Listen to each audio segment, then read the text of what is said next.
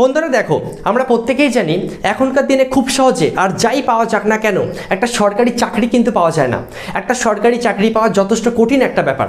একটা সরকারি চাকরি পেতে গেলে তোমাকে যথেষ্ট বেশি পরিমাণে পরিশ্রম করতে হবে, তার সঙ্গে সঙ্গে পারফেক্ট প্ল্যানিংয়ের সঙ্গে তোমাকে কিন্তু প্রস্তুতি নিতে হবে, তাহলেই আশা আছে তুমি সরকারি চাকরি পেতে পারো। আশা করি তোমরা প্রত্যেকেই থাম্বনেল দেখে বুঝতে পেরেছো আজকে আমাদের আলোচনার বিষয় হচ্ছে কিভাবে সরকারি চাকরির জন্য পড়াশোনা শুরু করা উচিত।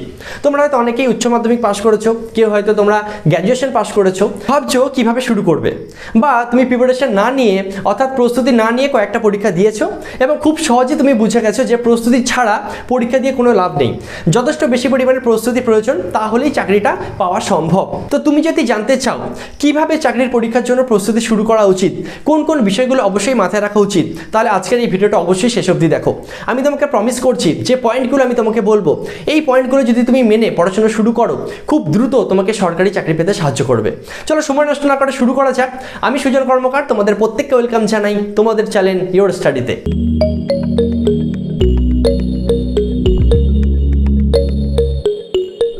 দেখো, চাকরির প্রস্তুতি শুরু করার আগে প্রথমেই তোমাকে একটা কাজ করা উচিত। তো আজকের পয়েন্ট নাম্বার 1, প্রথমেই তোমাকে যেটা করা উচিত, তোমাকে দেখতে হবে তোমার যোগ্যতা অনুসারে কোন কোন চাকরির জন্য তুমি আবেদন করতে পারবে, বা খুব সহজে বললে কোন কোন চাকরির জন্য তুমি যোগ্য। অর্থাৎ তোমার এডুকেশন কোয়ালিফিকেশান, তোমার এজ লিমিট, তোমার কী কী সাবজেক্ট আছে, তোমার কত পার্সেন্টেজ আছে, এই সমস্ত বিষয়ের উপর ভিত্তি করে কোন কোন চাকরির জন্য তুমি যোগ্য, সেই বিষয়টা প্রথমেই তোমার কিন্তু জানা উচিত, ঠিক আছে। এছাড়া তোমার এই বিষয়টাও জানা উচিত প্রতি বছর কোন কোন চাকরির ফর্মগুলো বেরোয় বা কোন কোন চাকরির জন্য প্রতি বছর ফর্ম ফিল আপ করা যায়। তো এই বিষয়ের উপর অলরেডি একটা ভিডিও তৈরি করা আছে, তোমরা যদি সেটা দেখো খুব সহজে তুমি বুঝতে পারবে কোন কোন চাকরির জন্য তুমি যোগ্য।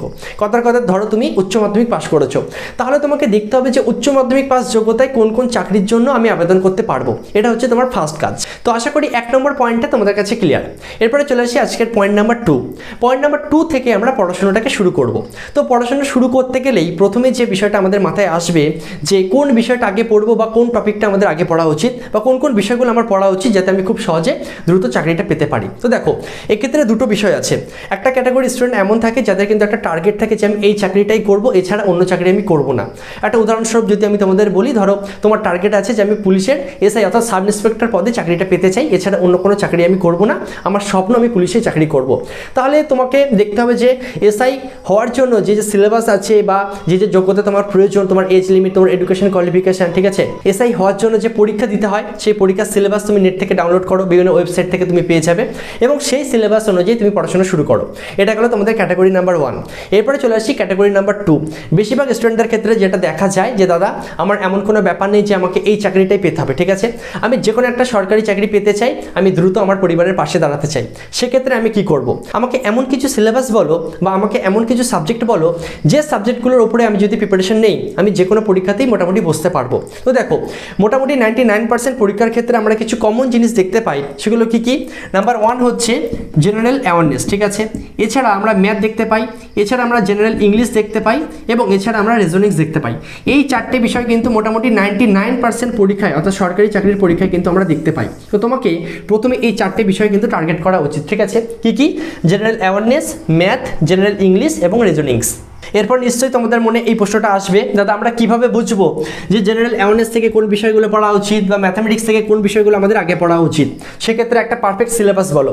সেক্ষেত্রে তোমরা যেটা করতে পারো, এসএসসির যে সিলেবাস হয় অর্থাৎ এসএসসি তোমাদের সিজিএল হয়ে গেল, ঠিক আছে, এসএসসি সিপিও আছে, এসএসসি সিএইচএসএল আছে, এই পরীক্ষাগুলোর যে সিলেবাস আছে এই সিলেবাসগুলো যদি তোমরা নেট থেকে ডাউনলোড করে নাও এবং এই সিলেবাস অনুযায়ী যদি তোমরা প্রিপারেশন শুরু করো, মোটামুটি ধরে নাও 80 থেকে 90% পরীক্ষায় তোমরা কিন্তু এই সিলেবাসটা পেয়ে যাবে, ঠিক আছে। অর্থাৎ এসএসসি সিলেবাসে মোটামুটি সব কিছু কভার করা থাকে। তো তোমরা কিন্তু এই এসএসসি সিলেবাস ধরে পড়াশোনাটা শুরু করতে পারো, তোমাদের জন্য বেস্ট হবে, ঠিক আছে। আর একটা বিষয় আমি তোমাদের জানিয়ে রাখি, 2022 সাল থেকে এই এসএসসি এক্সাম বলো, ব্যাংকের এক্সাম বলো বা রেলের এক্সাম বলো, এই ধরনের পরীক্ষাগুলো আর আলাদা করে এসএসসি, ব্যাংক বা রেল কিন্তু নেবে না। তার পরিবর্তে তোমাদের একটাই পরীক্ষা হবে, তার নাম হচ্ছে NRACET অর্থাৎ national recruitment agency common eligibility test. এখন অবধি যেহেতু ফাইনাল নোটিফিকেশন বেরোয়নি, নিয়ে আমি তোমাদের জন্য 2021 সালে যেহেতু ভিডিওটা তৈরি করছি, তো তোমরা যারা 2022 সালে ভিডিওটা দেখছো তোমাদের জন্য বলে রাখি, তোমরা কিন্তু এই এসএসসি সিলেবাসের পরিবর্তে এনআরএস সিইটির যে সিলেবাস থাকবে সেটা কিন্তু তোমরা অবশ্যই ফলো করো এবং এই সিলেবাস অনুযায়ী তোমরা কিন্তু পড়াশোনাটাকে শুরু করো। এরপরে চলে আসি আজকে 3 নম্বর পয়েন্ট। 3 নম্বর পয়েন্টে আমি তোমাদের বলবো অবশ্যই একটা পারফেক্ট টাইম টেবিল তৈরি করো। আর টাইম টেবিল তৈরি করার সময় অবশ্যই মাথায় রাখো যে একদিনে সমস্ত সাবজেক্ট পড়ার কোনো দরকার নেই, ঠিক আছে? একদিনে খুব বেশি হলে 2টো সাবজেক্ট পড়ো যথেষ্ট, ঠিক আছে? আমি ধরে নিচ্ছি যে এই 4টে সাবজেক্ট নিয়ে তুমি পড়াশোনা শুরু করেছো। প্রথম দিন যদি তুমি জেনারেল অ্যাওয়ারনেস এবং ম্যাথ করো, তাহলে দ্বিতীয় দিন করা হচ্ছে জেনারেল ইংলিশ এবং রিজনিংস, ঠিক আছে? এবার এটাকে রিপিট করতে থাকো, অর্থাৎ প্রথম দিন যদি এটা করো, দ্বিতীয় দিন এটাকে করলে, ঠিক আছে? আবার তৃতীয় দিন এটাকে করো, চতুর্থ দিন এটাকে করো, ঠিক আছে? কোনো একটা সপ্তাহে এইভাবে 1 2 3 4 5 6 এইভাবে 6 দিন রিপিট করতে থাকো। 7 নম্বর যে দিনটা, একটা দিন খালি রাখো, ঠিক আছে? এই 7 নম্বর দিনে কি করতে হবে, এই প্রথম 6 দিনে যা যা পড়লে প্রতি সপ্তাহে একটা দিন রাখবে শুধুমাত্র রিভিশন করার জন্য, ঠিক আছে? অনেকে শুধু পড়েই যায় কিন্তু সব আবার ভুলেও যায়, ঠিক আছে? ভালো মতন মনে রাখার জন্য কিন্তু রিভিশন অবশ্যই করা প্রয়োজন। এছাড়া প্রতিদিন রাত্রে সারাদিনে যা যা পড়বে রাত্রে শুতে যাওয়ার আগে একবার রিভিশন করে নেবে, দেখবে ভালো মতন মনে থাকবে, ঠিক আছে? তো আশা করি বুঝতে পারলে। এছাড়া আমি তোমাদের আর একটা বিষয় জানিয়ে রাখি, মিনিমাম 6 ঘন্টা ম্যাক্সিমাম 7 ঘন্টা যথেষ্ট, ঠিক আছে? এর থেকে বেশি পড়ার কোনো দরকার নেই। এছাড়া অনেক ক্যান্ডিডেটকে এমন দেখা যায় যে সারাক্ষণ পড়তে থাকে, এক্ষেত্রেও দেখা যায় যে তারা সব কিছু আবার ভুলেও যায়, ঠিক আছে? একবারে ম্যাক্সিমাম 2 থেকে 2.5 ঘন্টা পড়লে যথেষ্ট, ঠিক আছে? তারপরে একটু রেস্ট নাও, যেটুকু পড়লে সেটাকে মনের মধ্যে রিভিশন করতে থাকো, ভাবতে থাকো, ঠিক আছে? কন্টিনিউ যদি একটার পর একটা জিনিস পড়তেই থাকো, আমাদের ব্রেনটা তো আর কম্পিউটার না যে তুমি কন্টিনিউ পড়তে থাকবে আর সমস্ত কিছু সেট হয়ে যাবে, সেটা কোনোভাবেই সম্ভব না। কাজেই পড়া যেমন জরুরি তার সঙ্গে সঙ্গে কিন্তু গ্যাপ নেওয়াটাও কিন্তু জরুরি, ঠিক আছে? তো আশা করি তোমরা 3 নম্বর পয়েন্টটা বুঝতে পারলে। চলে আসি এরপরে আমরা পয়েন্ট নাম্বার 4 নম্বর পয়েন্টে আমি তোমাদের বলবো, সে তুমি নিজে পড়াশোনা করো কি তুমি কোনো কোচিংয়ে পড়ো, নিজস্ব কিছু বই কিন্তু তোমার কাছে অবশ্যই থাকা প্রয়োজন। সঠিকভাবে প্রিপারেশন নেওয়ার জন্য এবং দ্রুত সরকারি চাকরি পাওয়ার জন্য বেস্ট বুক নির্বাচন করা কিন্তু খুব জরুরি। আমি খুব দ্রুত তোমাদের জন্য এই টপিকে একটা ভিডিও নিয়ে আসবো, কাজেই এই ভিডিওতে আর বিস্তারিত আমি তোমাদের বলছি না। সেই ভিডিওতে তোমরা জেনে যাবে কোন বুকগুলো তোমাদের জন্য বেস্ট, ঠিক আছে? এছাড়া তোমরা যদি পার্টিকুলার কোনো জবের উপর জানতে চাও, ধরো কথা রেলের চাকরির জন্য কোন বইগুলো বেস্ট বা ব্যাংকের চাকরির জন্য কোন বইগুলো বেস্ট, তোমরা যদি আমাকে কমেন্ট করো তাহলে আমি সেপারেট ভিডিও তোমাদের জন্য খুব দ্রুত নিয়ে আসবো, ঠিক আছে? এরপরে 5 নম্বর পয়েন্টে আমি তোমাদের বলবো, পড়াশোনার সঙ্গে সঙ্গে অবশ্যই নিজস্ব একটা নোট খাতা তৈরি করো। যে বিষয়গুলো তোমার মনে হচ্ছে যে কঠিনভাবে লেখা আছে, সেই বিষয়গুলোকে নিজের মতন করে সহজভাবে তোমার নোট খাতায় লেখো। তার সঙ্গে সঙ্গে তোমার নোট খাতায় সলিড জিনিস থাকবে, এই না যে তোমার নোট খাতায় সমস্ত কিছু তুমি অ্যাড করে দেবে, ঠিক আছে? যে বিষয়গুলো তোমার মনে হচ্ছে কঠিন বা খুব ইম্পর্টেন্ট, সেই বিষয়গুলো নিজের মতন করে একটা নোট খাতায় খুব সহজে লিখে রাখো, ঠিক আছে? সুন্দরভাবে একটা নোট খাতা তৈরি করো।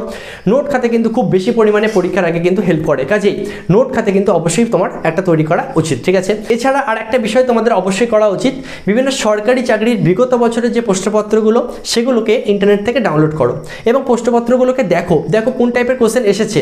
এর ফলে কি হবে, তুমি যখন পড়াশোনা করবে খুব সহজেই তুমি বুঝতে পারবে যে এই জায়গাটা ইম্পর্টেন্ট, এই টাইপের কোশ্চেন পরীক্ষায় আসে। তোমার কাছে একটা স্বচ্ছ ধারণা তৈরি হয়ে যাবে কোন টাইপের কোশ্চেন পরীক্ষায় আসে।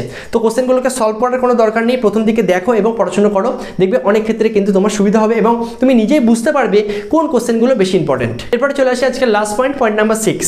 পয়েন্ট নাম্বার 6 আমি তোমাদের বলবো, প্রথমেই মক টেস্ট সলভ করতে যাবে না, তার পরিবর্তে প্রথমেই টপিক ওয়াইজ আগে ভালো মতন পড়ো, তারপরে মক টেস্ট সলভ করো।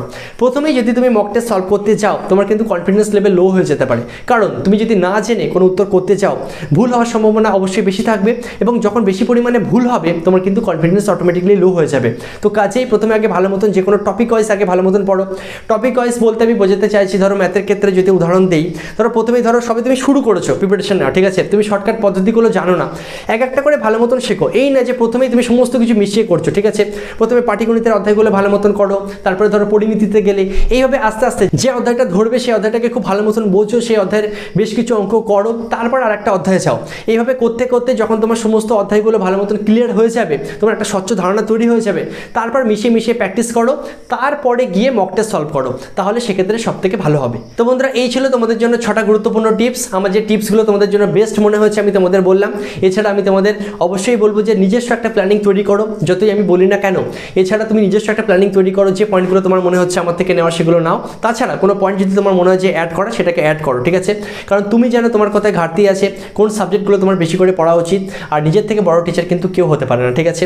এবং আমি তোমাদের এটাও বলবো যে যারা সবে শুরু করছো, প্রথমেই কোনো কোচিংয়ে যাওয়ার দরকার নেই, নিজে প্রথমে বাড়িতে বই কেনো এবং পড়াশোনা শুরু করো, নিজের একটা বেস তৈরি করো, মোটামুটি একটা প্রিপারেশন নাও। তুমি মোটামুটি কিছুটা এগিয়ে যাওয়ার পর যখন কোনো কোচিংয়ে যাবে তোমার কিন্তু সুবিধা হবে, ঠিক আছে? তার আগে দেখা গেলো তুমি কিছুই জানো না কোনো একটা টিউশনে তুমি ভর্তি হয়ে গেছো, তুমি দেখলে যে তোমার থেকে অন্যরা খুব ভালো পারছে, তখন কিন্তু তোমার অটোমেটিকলি কনফিডেন্স লো হয়ে যাবে, সেক্ষেত্রে কিন্তু অনেক ক্ষেত্রে প্রবলেম আসে, ঠিক আছে, এবং তোমার কিন্তু আর ভালোই লাগবে না পড়াশোনা করতে। তো কাজেই আমি তোমাকে প্রথমে বলবো যে নিজস্ব বই কেনো, বই কিনে নিজেরা বাড়িতে সেলফ স্টাডি করো, কিছুটা এগিয়ে যাওয়ার পর প্র্যাকটিসের জন্য তুমি কিন্তু টিউশন জয়েন করতে পারো, ঠিক আছে। এছাড়া তুমি যদি মনে করো বাড়িতে বসে প্রিপারেশন নিয়ে আমি সরকারি চাকরি পাবো, সেটাও কিন্তু সম্ভব। সমস্ত কিছু নির্ভর করছে তোমার ওপর, তুমি যদি মনে করো তুমি পারবেই, ঠিক আছে। তো আশা করছি আজকের এই ভিডিওটা তোমাদের উপকারে লাগবে। ভিডিওটা যদি ভালো লেগে থাকে অবশ্যই একটা লাইক করো, যারা এখনো সাবস্ক্রাইব করোনি অবশ্যই সাবস্ক্রাইব করে আমাদের সঙ্গে থেকো। দেখা হচ্ছে নেক্সট ভিডিওতে, ততক্ষণ সবাই ভালো থেকো, সুস্থ থেকো, জয় হিন্দ।